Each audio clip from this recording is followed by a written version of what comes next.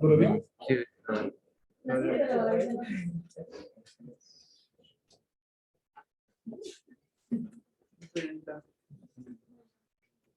Continuando con la clase del día de ayer, nos quedamos en la clasificación de la cuarta definición de la vía, la cuarta definición de infarto, y en la clasificación de los tipos, ¿no? El infarto tipo 3 quedamos que era el que se daba en pacientes que sufren muerte cardíaca súbita, que mueren, perdón, con síntomas que son compatibles con isquemia cardíaca y que se acompañan de alteraciones nuevas en el electrocardiograma o fibrilación ventricular, pero que los pacientes fallecen antes de que nosotros podamos obtener las muestras de sangre.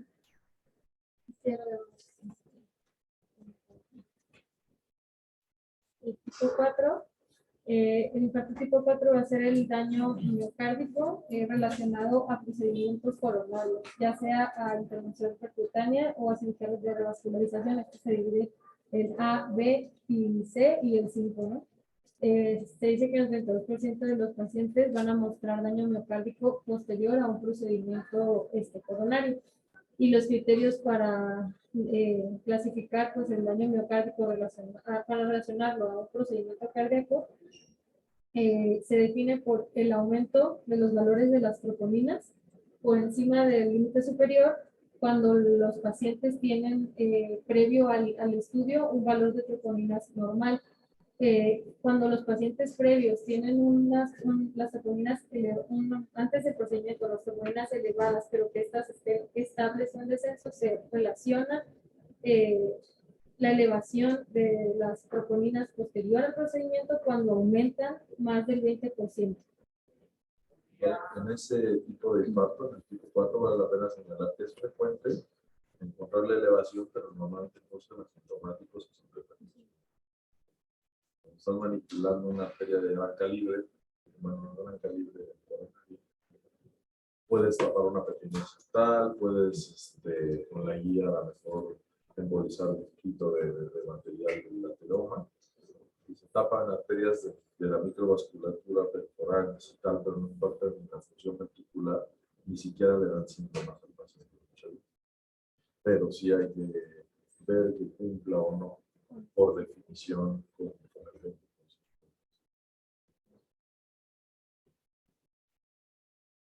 Bueno, esta se divide en 4A, 4B, C y la 5. La 4A es la relacionada a ICP, hasta 48 horas posterior al procedimiento.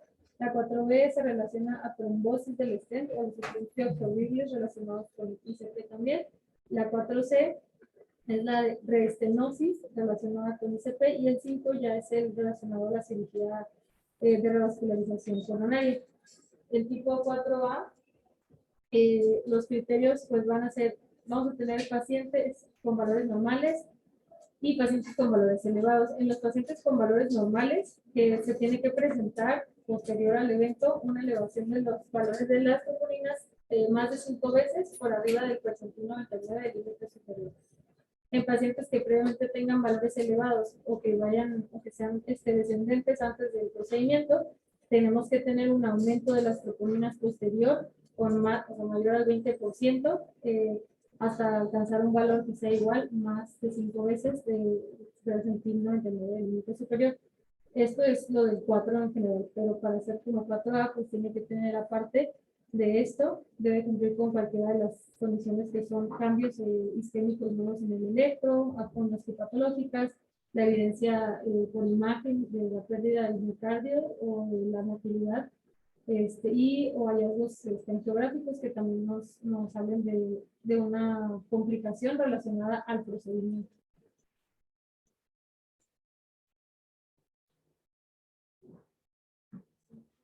El 4B es el que está relacionado a trombosis del stent. En se dice que se documenta pues, mediante angiografía o ya mediante una autopsia, igual que los del infarto tipo 1, y que se puede dividir de acuerdo a la temporalidad en agudo cuando se presenta en las 0 a las 24 horas, y agudo cuando es en más de 24 horas hasta 30 días después, y la tardía es más de 3 días hasta un año, pues la muy tardía hasta más de un año. de los pacientes en el estén. El 4C es el que habla de la reestenosis. Este se define como una estenosis difusa o que tengamos una lesión asociada a un aumento o a un descenso de las troponinas, igual por arriba del porcentaje 99. Aquí se va a producir un infarto del miocardio y en la geografía la restenosis del stent o la restenosis después de una angioplastia con valor, en el territorio de la arteria que esté afectada y que no se encuentre como otra, o sea, que no se pueda identificar por la angiografía ninguna otra lesión que se esté causando el infarto. El tipo C es el relacionado con la 5, perdón, es el relacionado con la cirugía de revascularización coronaria, perdón.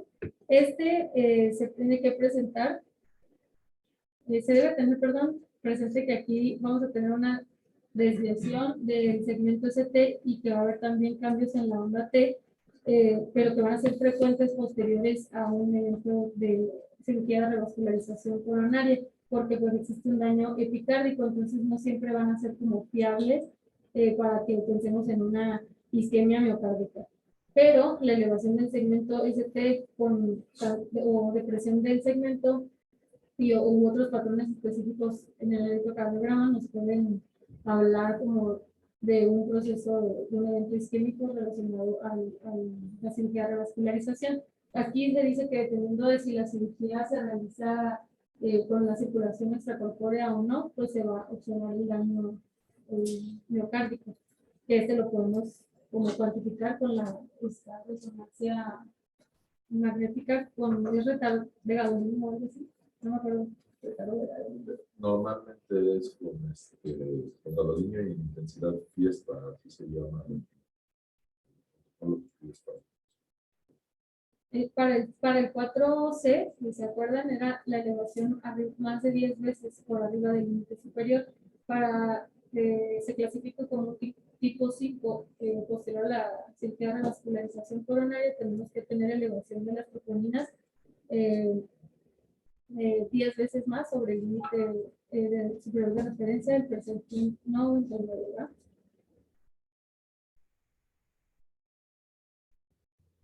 Otros conceptos que se mencionan en esta guía son los de infarto incidente, recurrente o reinfarto. Se va a considerar un infarto incidente como el primer evento de infarto miocardio de la persona. El infarto recurrente va a ser cuando las características que encontremos de infarto se vayan a presentar en los 28 días posterior a un incidente y se va a considerar reinfarto, cuando vuelve a ocurrir una elevación del segmento CT mayor o igual a 0.1 milivolts en los 28 días después de un infarto incidente o de un recurrente. 28 días o después. Ya lo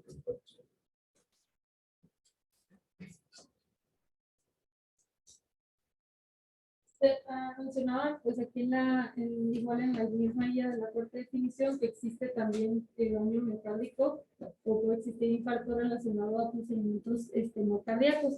El infarto que se presenta en el perioperatorio, pues es una de las complicaciones más importantes cuando se realiza una cirugía que no sea cardíaca, una cirugía mayor, no cardíaca, y cuando se presenta pues conlleva un pronóstico del paciente. También pues dice que la mayoría de los pacientes que presentan el infarto pues no van a presentar síntomas isquémicos porque pues están sedados o tienen analgesia, están anestesiados. Tenemos que, pues, podemos conocer el valor como, o sea, determinar el valor de las proteínas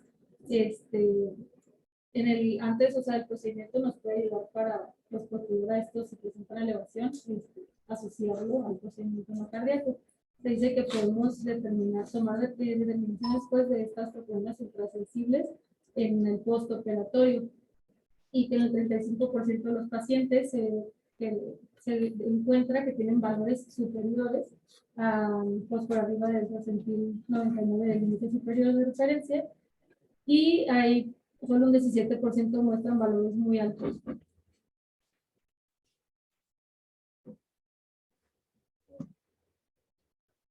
Es que esto yo no sé si como meterme también mucho en estos temas, pero bueno. Pues mira, es un diagnóstico Sí, diferencial. son diagnósticos diferenciales. Se menciona en la guía que pues, también podemos tener obviamente daño miocárdico, infarto, por otras etiologías, ¿no? Puede estar relacionado con insuficiencia cardíaca, enfermedad renal crónica, en pacientes críticos. Y mencionaba bueno, lo que parece importante el síndrome de Takotsubo, que se presenta en 1 o 2% de los pacientes en los que sospechamos de un infarto con elevación del ICT. El síndrome de Takotsubo se presenta en pacientes que sufren un estrés emocional o físico muy fuerte y se menciona que pues, estén más en mujeres posmenopáusicas y que pues diferenciar entre un infarto del miocardio y un síndrome de Takotsubo pues puede ser pues complicado, ¿no? Que para poderlo diferenciar, algunas características que nos pueden ayudar es que el infarto al miocardio va a dar prolongación del pico de más de 500 cuando sea de manera aguda y que la recuperación del artículo va a ser más en 2 a 4 semanas. Se menciona otro término que es el MINOCA, que es el infarto agudo sin enfermedad coronaria periesclerótica obstructiva. Cada vez se dice que se está aceptando más que pues hay pacientes que presentan infartos pero que no tienen enfermedad coronaria obstructiva demostrada por angiografía. Que esta es mayor o igual del 50% de estenosis del diámetro de algún vaso periférico mayor. Y pues a estos pacientes que presentan infarto pero no tienen la enfermedad coronaria obstructiva se le puso este término pues de infarto al miocardio sin enfermedad coronaria aterosclerótica obstructiva o MINOCA. Y pues que el diagnóstico de MINOCA, así como el de el infarto, pues nos dice que nos habla de un mecanismo de daño, de isquemia, de daño miocítico. Pero tiene una prevalencia del 6-8% en los pacientes que tienen ya un infarto y se dice que es más frecuente en mujeres que en hombres. Y que se presenta más frecuentemente en pacientes que tienen elevación, infarto sin elevación que en pacientes que tienen elevación. Es enfermedad microvascular pura, entonces no vas a encontrar un tapón ateroscleroso, pero sí vas a encontrar que se detiene la microvasculatura que y suele ser en mujeres, suele ser en diabéticos. Y pues también tenemos daño miocárdico, podemos tener daño miocárdico o infartos relacionados a otras entidades, como insuficiencia cardíaca, por ejemplo, la insuficiencia cardíaca se dice que hay una toxicidad celular directa, que también, o sea, vamos a encontrar niveles de tropominas elevados que nos puedan indicar daño miocárdico. Y por ejemplo, si tenemos un contexto de una insuficiencia cardíaca descompensada, pues debemos de medir estos niveles de troponinas para ver si tenemos también, tomar el electrocardiograma para ver si tenemos algún daño y que nos ayude a identificar o excluir que la descompensación de insuficiencia cardíaca haya sido por isquemia miocárdica. Hablando ya como tal del infarto agudo de miocardio con elevación del ST. Bueno, ¿cómo vamos a hacer el diagnóstico inicial? Primero que nada, pues va a llegar el paciente con síntomas. Nos va a referir dolor torácico, de tipo opresivo, subesternal, progresivo, que no alivia con el reposo y que normalmente tiene una duración de 20 a 30 minutos. Debemos de tomar, vamos a tener estos signos y síntomas, debemos de tomar el electrocardiograma y donde vamos a identificar si tenemos o no isquemia miocárdica. Y otros datos importantes que tenemos que tener en cuenta son si el paciente tiene ya antecedentes de enfermedad arterial coronaria o si el dolor que nos presenta nos lo refiere que si irradia al cuello, a la mandíbula, al brazo izquierdo. También se pueden presentar los pacientes con síntomas que no son tan típicos, como náuseas, vómitos, palpitaciones o síntomas. Se va a considerar infarto agudo del miocardio con elevación del ST en pacientes que tengan este dolor torácico persistente y que presenten otros síntomas que nos indiquen que hay isquemia y que aparte tengamos y la identificación de la elevación del segmento ST en el electrocardiograma en vez de elevaciones continuas. Entonces, el electrocardiograma lo vamos a tener que obtener en los primeros 10 minutos de que nos llegue el paciente. Tenemos estos criterios electrocardiográficos para elevación del segmento ST. Una elevación nos va a hablar de que se está desarrollando una oclusión coronaria.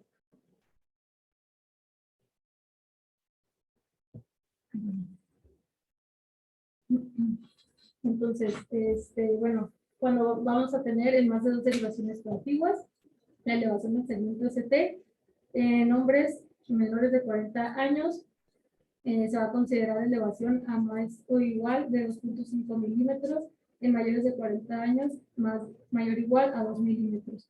En mujeres, se va a considerar mayor o igual a 1.5 en B2 y B3, o mayor a 1 en las demás derivaciones.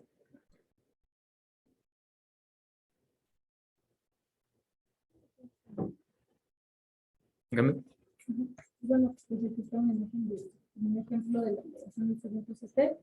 Aquí está la onda Q, este es el punto donde inicia con un punto J, y se va a contar la...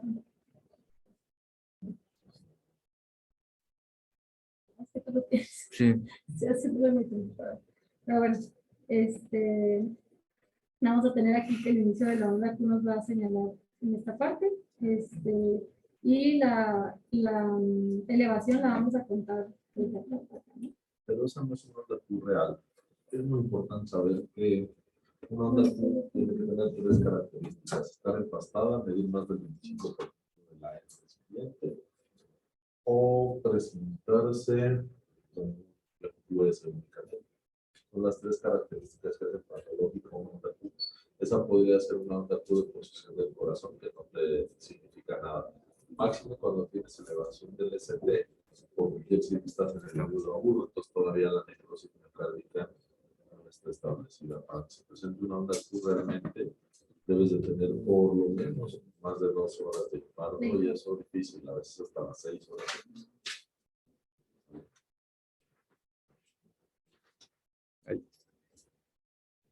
¿Ya no hay nada? Para relajarnos. Sí. El esparcimiento. Posterior a esto, bueno, al mismo tiempo de que llegue el paciente, lo primero que tenemos que hacer es tomarle el electrocardiograma y también pues, las muestras para tomarle los marcadores. Aquí tenemos que para establecer pues, el diagnóstico de infarto agudo, se va a necesitar un aumento o reducción de los valores de las proteínas cardíacas por al menos 1 por arriba de este umbral de decisión. Y pues combinado con la probabilidad clínica y el electrocardiograma. Vamos a tener las proteínas cardíacas, la proteína I y la proteína T, que son los de elección pues, para descartar o confirmar este daño miocárdico y poder definir el infarto al miocardio. Y pues clasificarlo en todos los subtipos que mencionamos ahorita. Debemos de tener la muestra de evaluación pues, en cuanto nos llegue el paciente, y repetirlo a las 3 o a las 6 horas. Se dice que se necesitan muestras posteriores a las 6 horas si el paciente continúa con episodios isquémicos o con síntomas. Para definir infarto del miocardio, como les mencionaba, tenemos que tener en esta muestra de proteínas un aumento o un descenso en ellas por arriba de umbral, y la química, pues el electrocardiograma. Tienen que llegar al hospital donde trabajen y luego lo primero que hacemos los cardios, por lo menos, es ir al laboratorio y preguntar cuál es el corte de troponina. Pues tienes que llegar y conocer el corte de troponina, tienes que conocer cuál está tomando, si es troponina I, troponina T. Tienes que saber todo esto para poder hacer diagnóstico, porque de pronto estás dormido a las 3 de la mañana, todavía no carburas muy bien, y te hablan y te dicen, es que tienes troponinas de 14, pero resulta que el corte es de 25, entonces no están elevadas, pero en el laboratorio el corte de troponina es 0.04, entonces a lo mejor 14 ya tiene. Pero no son esos detallitos los que siempre hay que tener perfectamente claro y saber qué hace cada biomarcador, eso es muy importante. La troponina sube y se mantiene alta, difícilmente se mueve. Entonces es, como les decía ayer, diagnóstica y pronóstica, por supuesto. La troponina está de cierto modo, no me acuerdo perfectamente, pero creo que es por arriba de 20 veces la elevación de la basal. O sea, es un problema de mal pronóstico que puede ser incluso extensión del problema isquémico. Si la troponina se eleva pues, en las horas de inicio del dolor y tal, pues es diagnóstica. El tema es que para el seguimiento del asunto, y ya lo aprenderán también a hacer, no solamente porque sea barato o más caro, porque también hay que cuidar de la bolsa al paciente cuando estamos tan cuidado, hay que darle seguimiento con CK y con CKMB. Es muy importante eso, porque esas sí hacen una curva en los siguientes días, inmediatamente después del infarto. Y no hay nada escrito realmente, pero sabemos que cuando la CK total está bajo de 500, es momento de mandar al paciente a su casa sin mayor problema. Es tradición oral y como los indios tomando pipas, no hay nada que diga en qué momento. Lo que dicen los artículos es cuando hay un franco descenso, pero pues el franco descenso es muy subjetivo, ¿no? Entonces hay que saber muchas de estas cosas. Y no tomarle troponinas, porque cada determinación de troponina en el Ángeles cuesta 2,000 pesos. Entonces, si estamos tomando troponinas diario, a lo mejor pues 10,000 pesos después siguen en el mismo lugar. Entonces, nos vale tomar CK, estos angelitos cuestan 300 pesos y luego tomar el mismo seguimiento, incluso más eficiente con fluxación curva, ya que la troponina va a dejar su descenso a los 20 días. Entonces, es importante conocer todo el comportamiento de los medicamentos.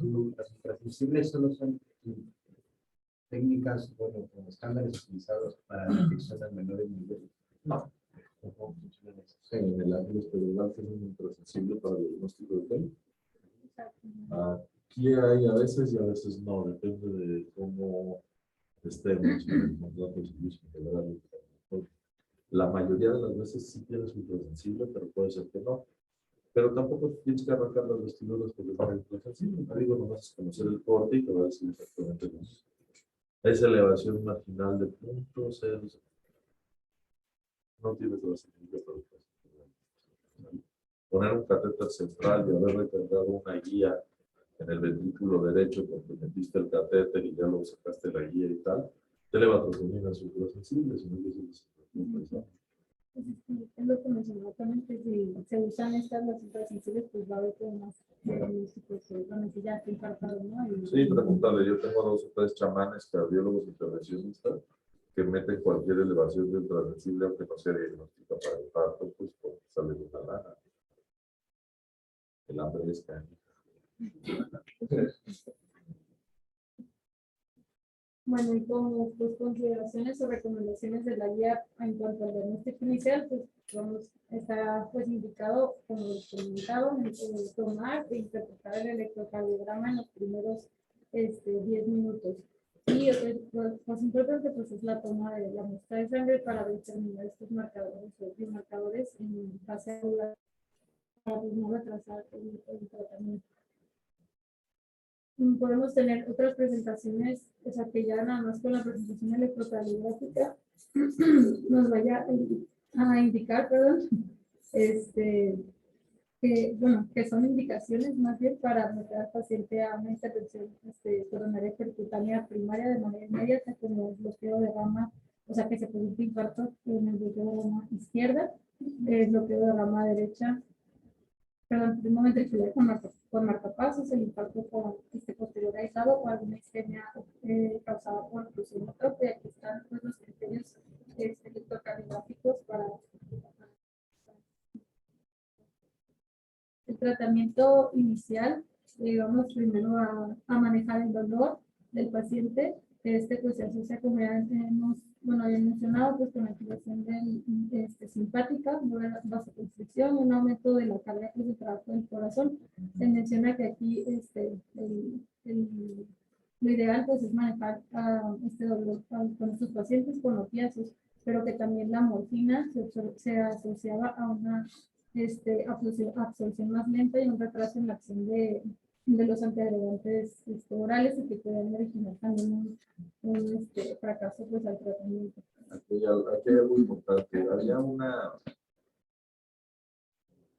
abreviatura que no usaba, se llamaba no lo haga, por favor. Eso se lo dejamos al médico general, se lo dejamos al centro de salud de Tanamanga, aquí no. Ok, aquí dar nitratos a cualquier paciente infartado, no. Sobre todo si está hipotenso, claro que no. Y sobre todo si es un infarto de la cara inferior del corazón, puede tener infección al artículo derecho. Lo matan en ese momento. Entonces es importante no usar este tipo de recetitas de cocina si nosotros somos médicos, somos una especialidad y tenemos una capacidad de análisis mayor. Eso lo hacen porque de no hacer nada, hacer una, pues que hagan lo que quieran. Pero la verdad es que hay que sentarnos a dar un análisis al contexto del infarto, ¿no? Por ejemplo, la morfina sí es muy útil, pero tienen que ver si el paciente realmente tiene un dolor insoportable. Porque si no, pues ¿para qué? Mejor aguantamos, es un marcador de qué está pasando. Me ha tocado ver pacientes que les ponemos la morfina, les deja de doler y entonces cuando les normalizas unos criterios de repercusión, te lo perdió. Ya no le duele. El oxígeno, pues en todos lados. ¿Ustedes saben cuánto impacta el oxígeno en la atención del infarto? No solamente si se pone en las primeras 3 horas. Si no, no sirve de nada. Si el paciente está saturando bien el aire, hay que darle más oxígeno sobre que la aporte y la demanda. No conozco ningún oxígeno que deshaga un trombo, que deshaga una placa de ateroma.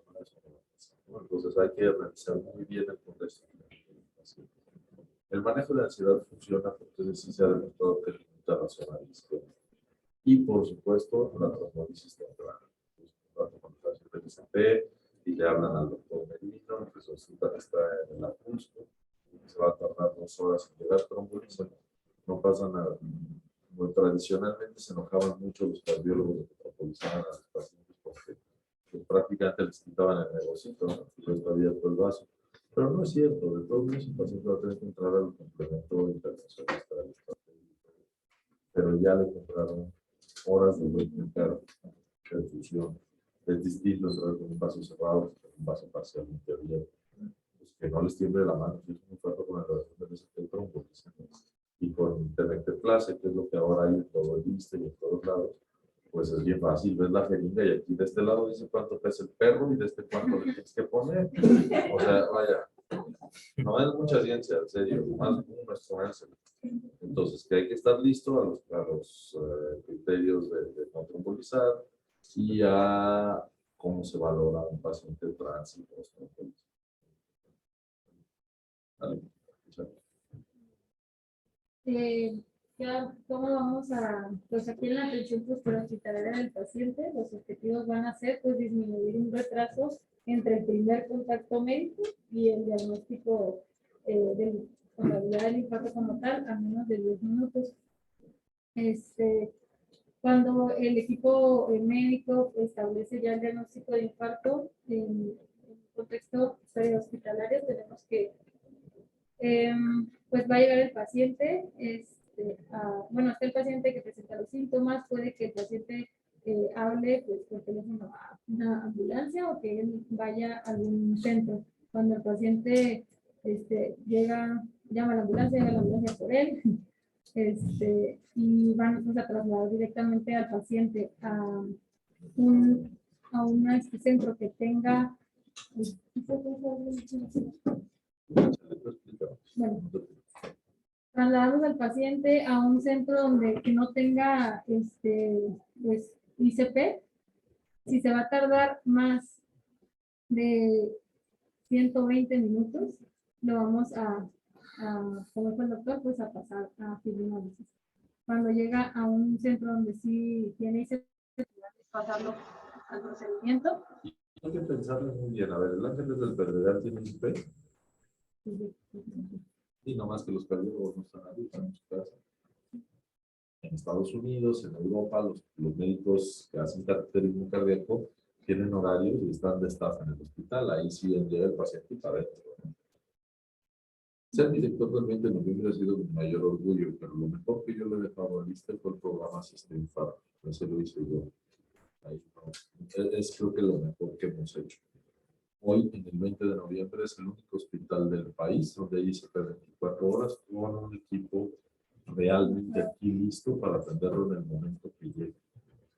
Entonces, nosotros sí tenemos un tiempo puerta a balón menor de 90 minutos. Nosotros tenemos, incluso con pacientes referidos del Darío Fernández, de Fernando Quiroz, de López Mateos, de donde vengan, nosotros tenemos un tiempo puerta a balón, incluso con el traslado menor de 20 minutos.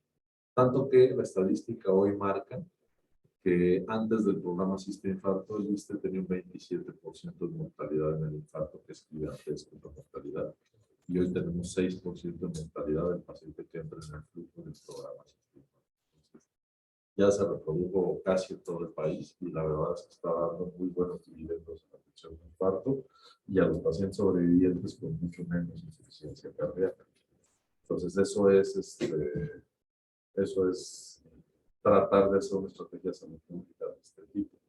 En los países europeos, que son chiquititos, con los tiempos de traslados posibles de la provincia al hospital del centro de la capital,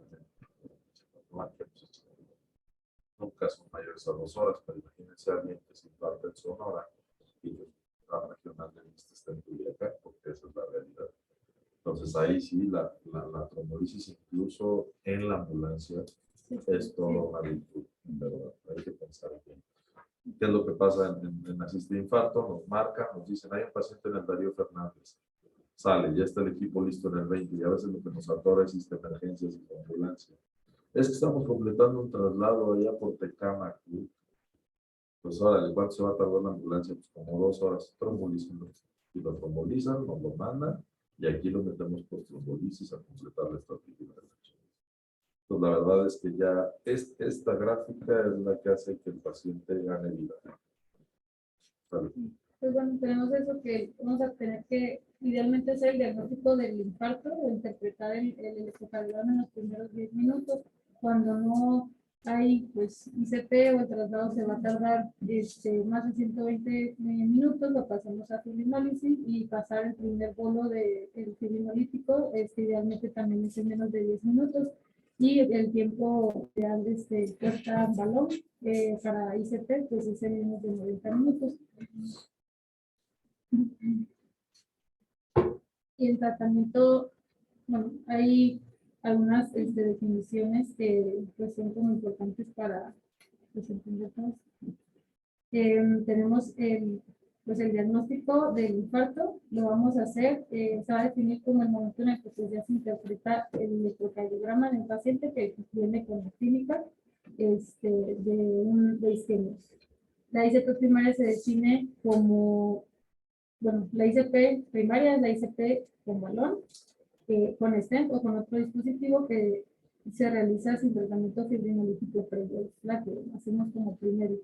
La estrategia de ICP primaria es la coronariografía emergente y la ISP de la arteria responsable del infarto si está indicada.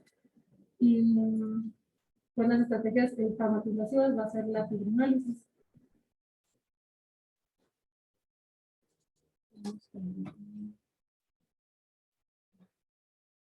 Las recomendaciones para la reperfusión van a ser, esta diapositiva, pero bueno, la reperfusión va a estar indicada en todos los pacientes que tengan síntomas de isquemia de menor o igual a 12 horas de evolución y que tengan elevación persistente del ST, con una recomendación en unos días.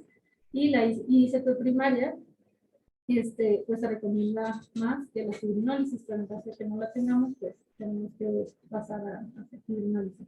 Si la ISP pues, no se puede realizar en los tiempos que están recomendados, hacemos primero la fibrinólisis en las primeras horas después de que el paciente, 12 horas, perdón, de que el paciente inicie con los síntomas.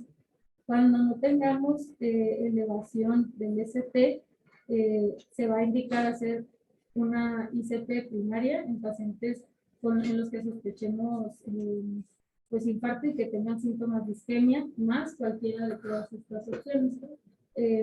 inestabilidad hemodinámica, dolor torácico recurrente, que tengamos insuficiencia cardíaca aguda, otros cambios pues, dinámicos en el segmento ST o en la onda T y complicaciones mecánicas del infarto. Se recomienda realizar una angiografía de manera temprana en las primeras 24 horas en caso de que después de la reperfusión el paciente presente alivio completo de los síntomas y que se haya normalizado ya el segmento ST de manera espontánea. ¿Vale? Para los pacientes que tengan síntomas ya mayores a 12 horas, se va a indicar la ICP primaria cuando el paciente tenga síntomas compatibles con isquemia o con inestabilidad hemodinámica o arritmias cuando el paciente, o sea, ya tiene más de 2 horas de inicio de los síntomas, no está indicada la. Depende, tienes que tomar en cuenta el contexto clínico. Regreso a lo mismo, esto es una guía, pero si el paciente a las 12 horas sigue con dolor, inestabilidad eléctrica o inestabilidad hemodinámica, tienes la obligación de ir a una arteria. Si el paciente lleva 12 horas y ya está con un dolorcito leve de los 10 y ya está todo estable, pues ya ir a observarla, es decir, a maquillar una arteria muerta, ¿no? Se va a ver bien bonita, pero no va a haber refuerzo. Las metas en el tiempo, o sea, va como objetivo.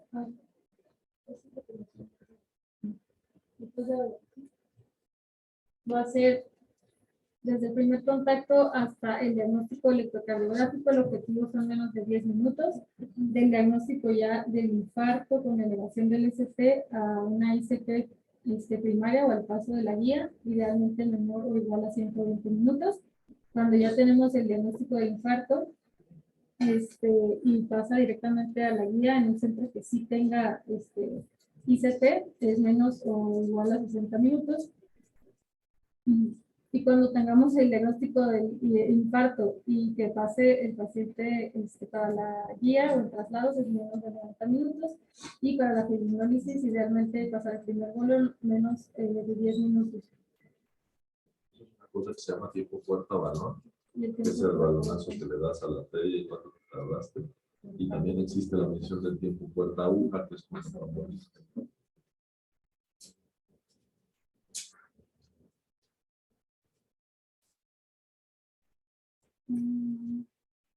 Bueno. Esto es súper importante.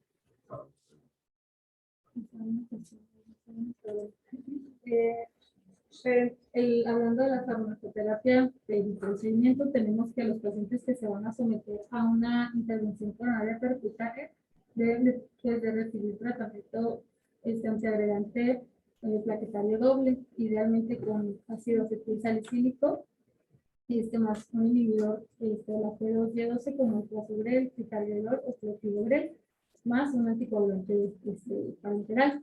Los inhibidores de la P2Y12 recomendados son el prasugrel, el ticagrelor y el clopidogrel. A estas dosis, ¿no? Dosis de carga del prasugrel de 60 y de 10 cada 24 de mantenimiento. El ticagrelor con una carga de 180 vía oral y ya posterior a esto 90 cada 12 horas y el clopi una carga de 600 y 650 ya de mantenimiento. Y la anticoagulación la podemos hacer parenteral con heparina no fraccionada en bolo o con enoxaparina. Pero la realidad de esto es que cuando tú estés en una sala de urgencias trabajando o estés en un piso de un hospital dando alguna cosa y el paciente se infarte, lo que tienes que hacer es darle la carga de aspirina sin temor a equivocar. Darle clopidogrel porque todas las otras sin conocerla es la anemia coronaria y que detenerse un poco y ahí no la conoces. Entonces realmente es clopidogrel. Tienes que saber si el paciente va a ir a estrategia intervencionista temprana, o sea, si rápido entra a cateterismo, lo cargas con 600 de clopidogrel. Si no va a ir a cateterismo, lo vas a meter a la unidad coronaria, lo vas a trombolizar, lo cargas con 300.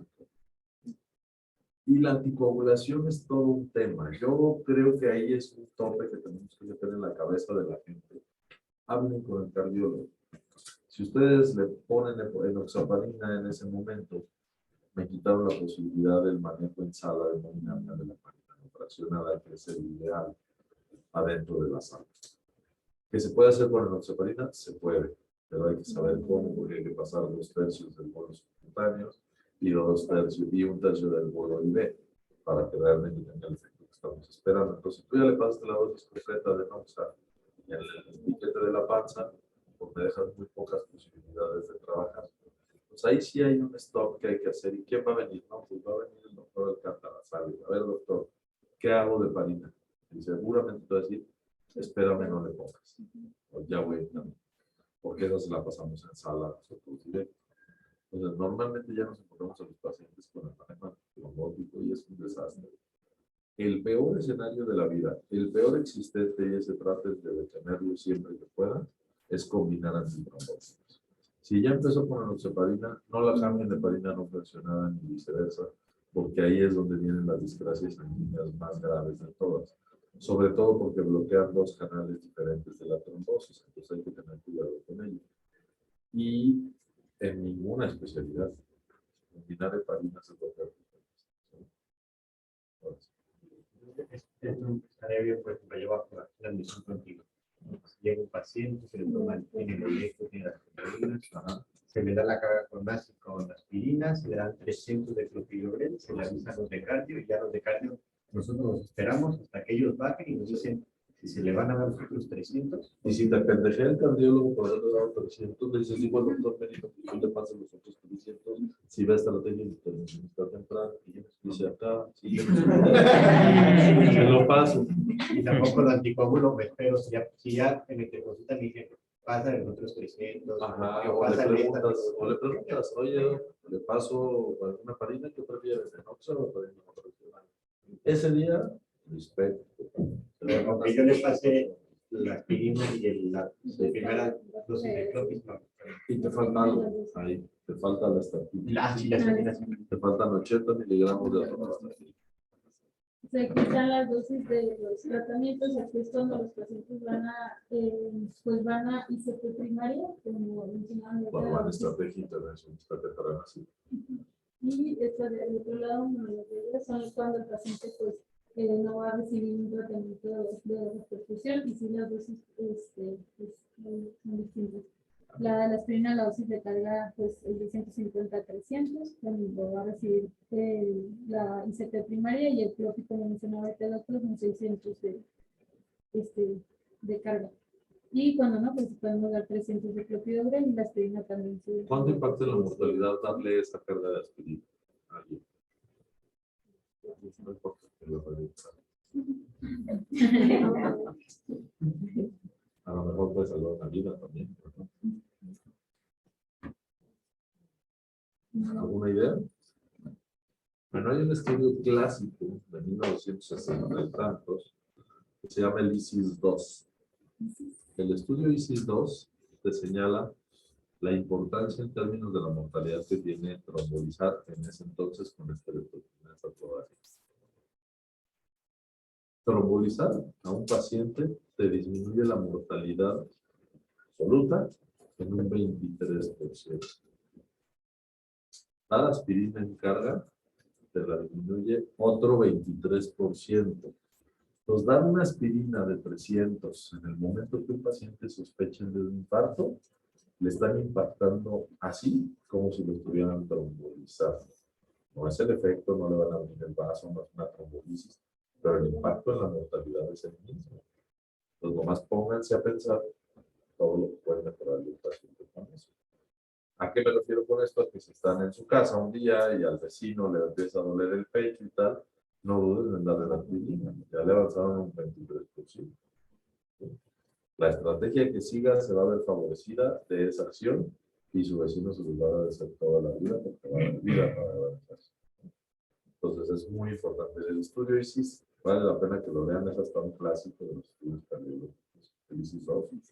Y van a ver qué bonita gráfica y qué representativo es cómo disminuye la mortalidad de la aspirina, la trombolisis y cómo es sumatorio hacer los puntos. Y con un trombolítico de los buenos. Doctor, si el paciente por X o Y razón ya toma aspirina, ¿se completa la dosis para llegar a Le da una carga. ¿Cómo que completa? Sí. Además, si el paciente ya tomaba aspirina, se la restó mucha más. Aspirina en prevención primaria. Sí. Vives en la montaña, pues, ¿hay alguna invitación para la Híjole, mano, ¿qué te digo? Hay cada vez menos indicaciones. Hubo una época en la que éramos muy asiduos a dar esos fármacos, que fue cuando yo fui residente.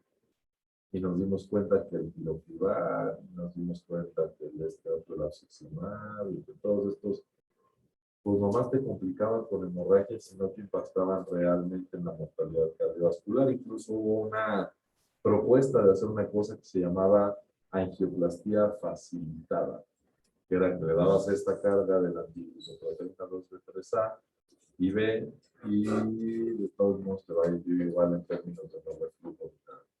Hoy están confinados al uso en sala de hemodinamia. El paciente que le abres la arteria te hace una cosa que se llama fenómeno de no reflujo, que quiere decir que está abierta la tubería grande, pero que todo lo que quitaste de ahí, el trombo se fue impactado en la microcirculación y ahí no le puedes hacer nada mecánicamente. Entonces, el fármaco puede ayudar a que te destape el vaso solamente en el 20% de los fenómenos de no reflujo. El otro 80% se va a quedar tapado el vaso y va a ser una desgracia para el paciente. Haga lo que hagas. ¿Perdón? El flujo siempre lo vamos a ver. Menos de 3. No, de menos de 2. ¿No? Sí, vamos a estar en lo de los conflictos.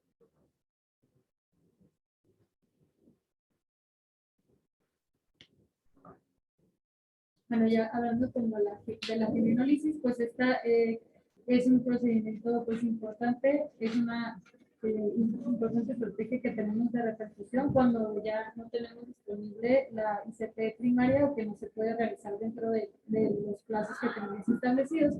Esta nos va a prevenir 30 muertes prematuras, se dice, por cada 1000 pacientes que sean tratados en las primeras 6 horas después del inicio de los síntomas. El mayor beneficio que se menciona de la fibrinolisis o los que van a tener mayor beneficio son pacientes que tengan alto riesgo, como los ancianos, o cuando el tratamiento se vaya a aplique en 2 horas desde el inicio de los síntomas. Esta se recomienda pues en las primeras 12 horas del inicio, cuando la ICP no se puede realizar dentro de los primeros 120 minutos desde el diagnóstico del infarto, siempre que no haya alguna contraindicación para esto. Y cuanto más tarde se presente pues el paciente, o sea, después de 3 horas, más debemos de considerar pues trasladarlo a una ICP primaria sin administrar los fibrinolíticos.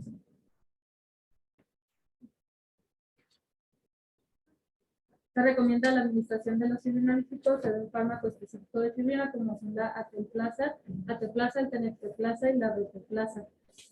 Y el tratamiento de fibrinolítico con antiagregante combinados están indicados el ácido acetilsalicílico, el clopidogrel, aparte de la aspirina, perdón, y de la terapia antiplaquetaria dual con aspirina y un inhibidor de P2Y12 como Clopi. Está indicado hasta 1 año para pacientes que tengan indicación o que se hayan sido tratados con fibrinólisis o posterior a una intervención coronaria percutánea. Con el tratamiento anticoagulante combinado con la fibrinólisis se va a recomendar en pacientes que hayan sido tratados con fibrinólisis hasta la revascularización o hasta 8 días de que tengan descanso hospitalario.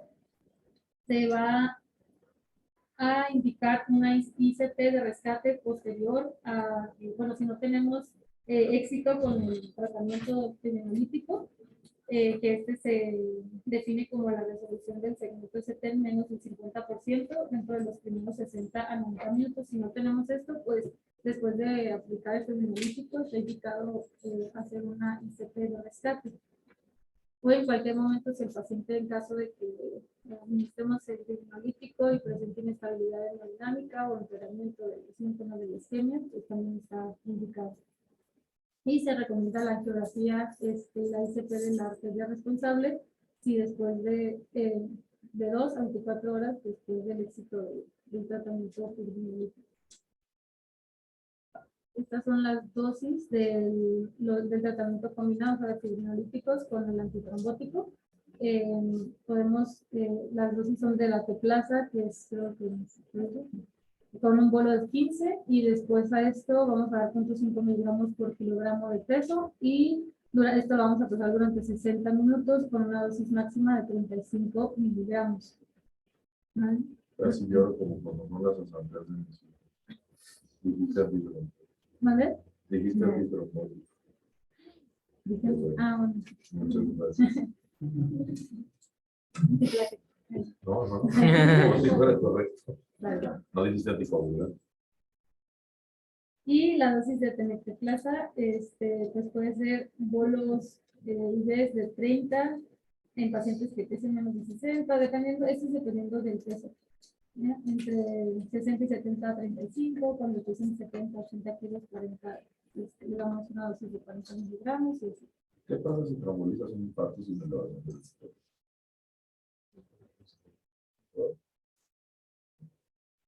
Tantas cosas. Pero los riesgos. No, no. No. Hemorragia cardíaca. Transformas un infarto sin elevación en un infarto hemorrágico. Una tragedia del tamaño del plan. Entonces no se trombolizan los infartos sin elevación.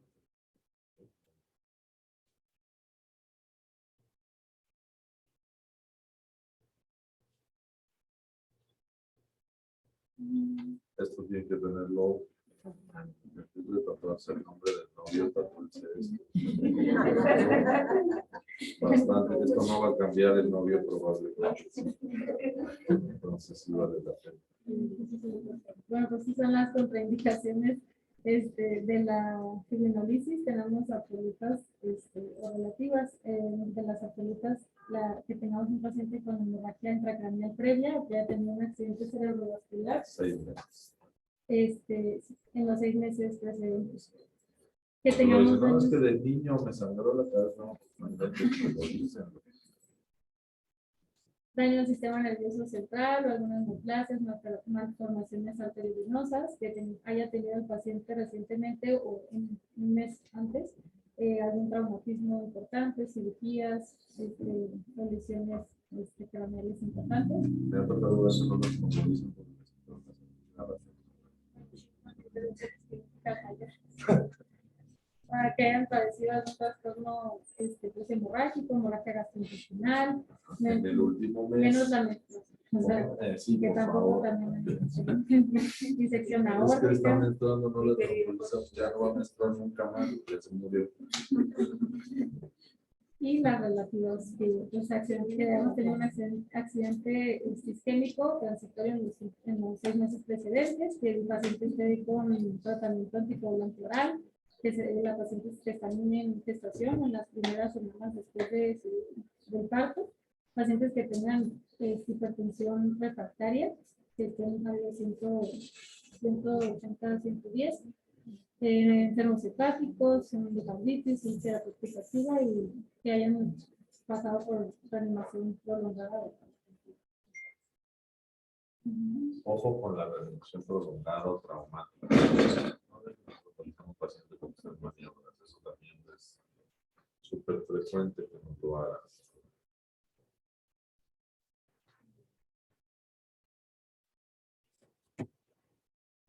Ajá.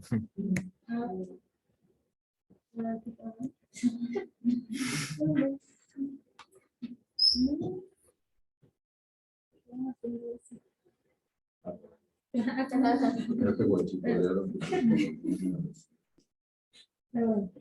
¿Cuáles son los cuidados que tenemos que tener en los pacientes que vayamos a ingresar aquí? Pues vamos a indicarles una movilización o ambulación precoz. A todos los pacientes que lleguen con infarto agudo al miocardio con elevación del ST, tenemos que realizar pues, una evaluación y del riesgo a corto plazo que incluya pues, determinar la extensión del daño, el grado de repetición, la presencia o no de marcadores de complicaciones. Pues, si son pacientes de edad avanzada, si tienen taquicardia, hipotensión, podemos usar aquí las clasificaciones de KILIP, una clasificación de KILIP 1, debemos de localizar, perdón, si tenemos algún impacto anterior. Y utilizamos también aquí la escala, por ejemplo, de Grace, que está recomendada para evaluar y ajustar pues, el riesgo de nuestros pacientes. Todos los pacientes deben de tener pues, determinado riesgo a largo plazo. Antes de que determinó su riesgo antes de que los demos de alta. ¿Por qué? Es muy feo estar afuera de una unidad coronaria y ver cómo sale el cardiólogo y decirle a la familia, no, sí está malito su paciente. Está malito, está bien. Entonces, ¿tú qué tienes que hacer? Tu obligación como médico es calificar tu score de riesgo, calificar cómo le va a ir y salir con la familia y decirle, señor, su familiar tiene 20, 30, 42% de mortalidad. Está grave por dicha razón y nos basamos en este criterio, lo que le vamos a mejorar en su estancia. No quiere decir que se vaya a morir por eso, pero que su riesgo es alto. Eso es lo que tenemos que decir, no tenemos que decir, híjole, no, si está bien malito. Sí. Por eso son esos scores de riesgo. La gente necesita claridad cuando tú informas. Cuando tú eres claro, no hay demanda, no hay broncas, no hay falsas expectativas, hay que ser objetivos. Y la cardia es de esas especialidades que te dan todas esas herramientas para que les des un numerito y se los expliques.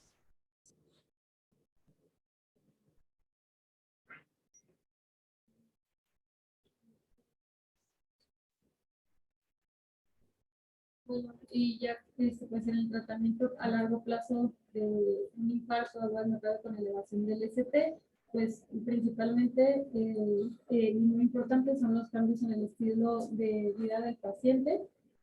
Por ejemplo, pues el hábito tabáquico, que si se deja, pues disminuye un 36% la mortalidad. El control óptimo de la presión arterial, llevar una dieta mediterránea, que es la de menos de 5 gramos de sal al día, con 30 a 45 gramos de fibra, de fruta, verduras.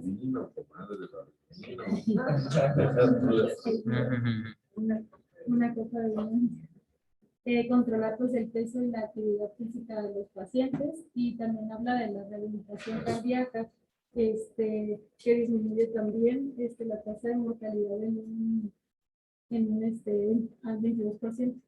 Entonces, aquí esta se ofrece de manera ambulatoria, entonces es de 8 a 24 semanas posterior al egreso. Acuérdate que la recuperación que tiene el miocardio después de un infarto es de 8 a 12 semanas. Entonces, tu rehabilitación la tienes que empezar cuando el cardiólogo determine según la distinción de infarto que ya puede, y se hace de la semana 12 o otras 12 semanas hasta llegar a los 24. Y además tiene que hacer rehabilitación en casa el resto de su vida, que es caminar y hacer ejercicio. Pero la rehabilitación es maravillosa. Yo les recomiendo que se escapen un día con Jorge Lara. Van a ver la rehabilitación cardíaca. ¿Qué más quiero decir de eso? Bueno, pues vean cómo dejar de fumar y hacer rehabilitación cardíaca. Súmenle porcentajes de disminución de riesgo. 57. Cualquiera que fume aquí, te recomiendo que lo dejes también. Va a estar difícil. Ojalá te tocara, pero no debe ser complicado y eso no va a ser muy fácil. Pero bueno.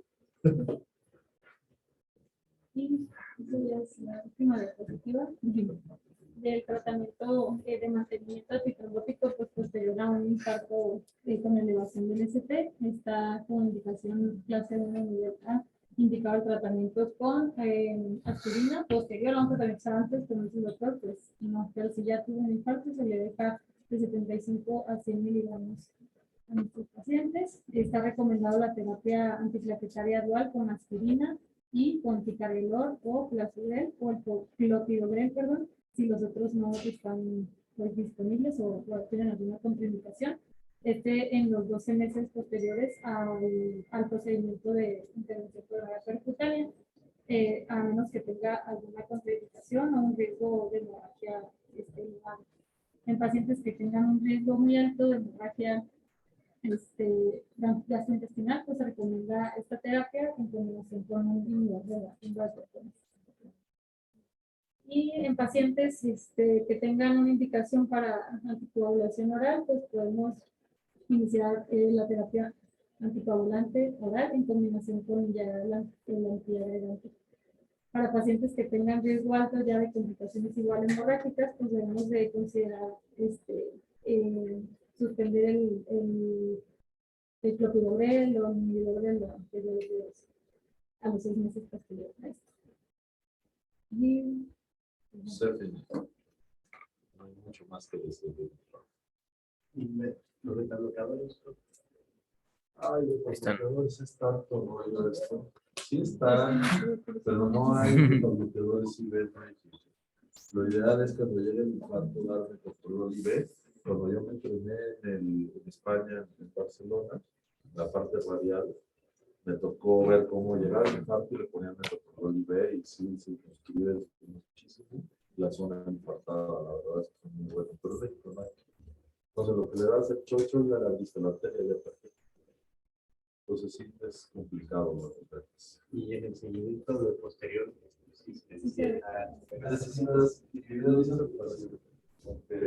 Paciente y necesita de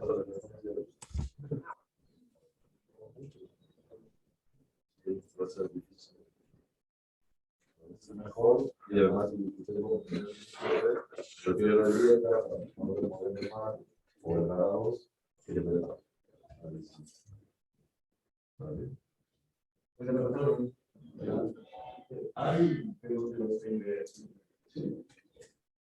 O sea, no específicamente, no van en niveles de la hacen la misma chamba. Pero sí, sí hay los que van y el abrazar, todo. Pues yo estoy en el reloj. No, el reloj no tenemos.